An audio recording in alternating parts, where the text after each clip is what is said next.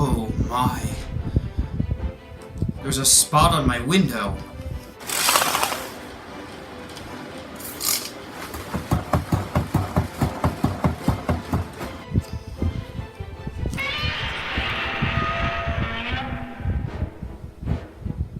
And there's that too. It's Godzilla!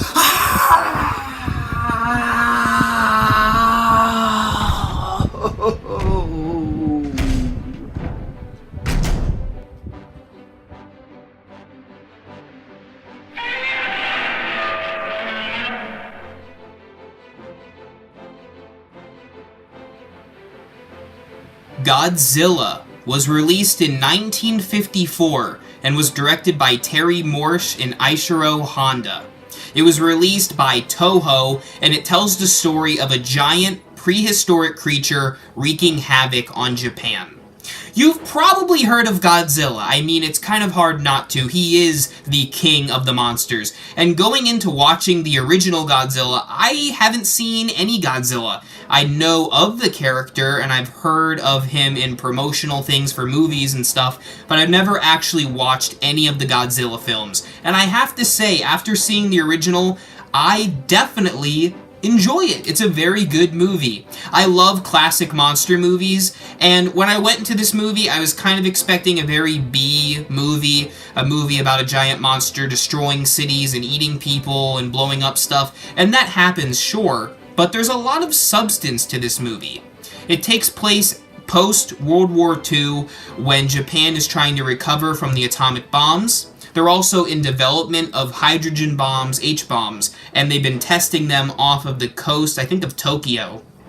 And because of this, it disrupts what's ever lurking underneath the ocean surface, these crevices and caverns, and underneath there, scientists predict that there are prehistoric beasts, and one such beast is, of course, Godzilla, kind of a half reptile, half fish kind of hybrid creature. He comes out of the water, he gets blasted with radiation, and thus we have our giant monster. And while he is a giant monster, there's a lot deeper at play. He represents, kind of the fears that Japan had at the time with atomic bombs and hydrogen bombs, and, just straight up war in general. And I think a lot of people can relate to that and understand the struggle that the people have against Godzilla.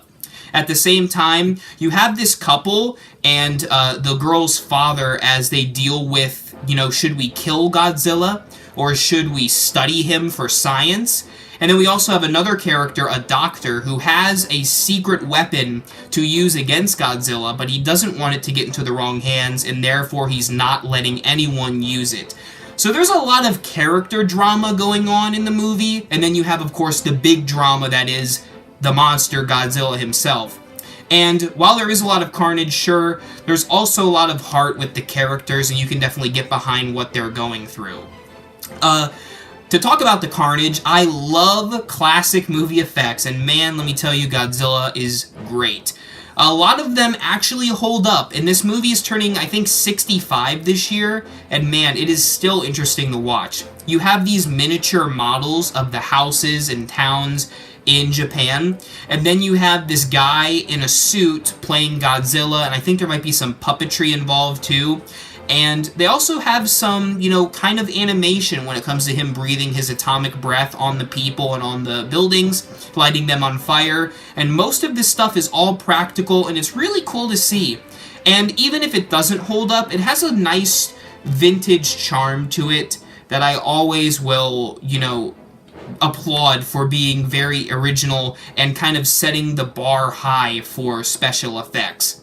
Godzilla is, of course, one of the best examples of special effects, and it started kind of the monster movie craze in the 50s, where, monsters went from being gothic to being very atomic and space age, I guess.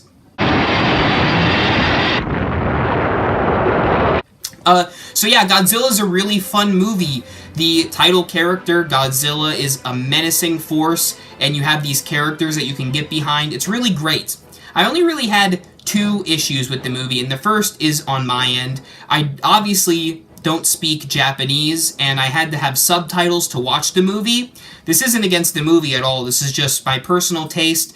I don't like subtitles when watching anything, even if it's English, because I feel like you naturally want to read what's on the screen and it takes away from the visuals, which is, again, not anything against this movie, but just against the watching experience. And I wish I could just focus on the visuals, but unfortunately, because I can't speak the language, I have to read what's going on. But after a while, I got used to it, so no big deal.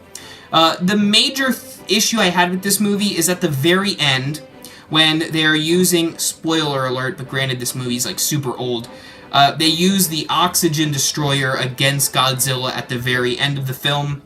They're lowered into the water, and cameras and water don't mix, so it's really hard to do underwater stuff. You know, Creature from the Black Lagoon and this movie at the time kind of had those cameras that could work underwater, but it's a little fuzzy. The main issue I had is Godzilla's proportions underwater. He looked like a man in a suit underwater, whereas with the miniatures, he was scaled right, but when he's underwater, he kind of looks smaller. And that's kind of the big climactic ending, and it didn't quite work in my head, at least. Perhaps I'll have to rewatch it to see it again. Again, it's a nice ending to the movie. It does a nice little circle in the story, but I wish in terms of special effects, Godzilla could have been seen maybe with the diver swimming towards him, and he's super big, and it puts it into scale. But we didn't really get to see that, again, because of the limitations at the time. But again, that's not really too much of a flaw. It's just something I wanted to throw in to talk about. Regardless, Godzilla is a very fun monster movie. If you love Japanese culture and if you love monsters, Godzilla is the king of them. I'm overall going to give Godzilla a 4 out of 5 skulls on the R.I.P. Reviews rating scale. If you're a fan of Godzilla, leave in the comments below what is the best Godzilla movie in your opinion. Thank you for watching, and remember as always, for all things, this is Hauntformer.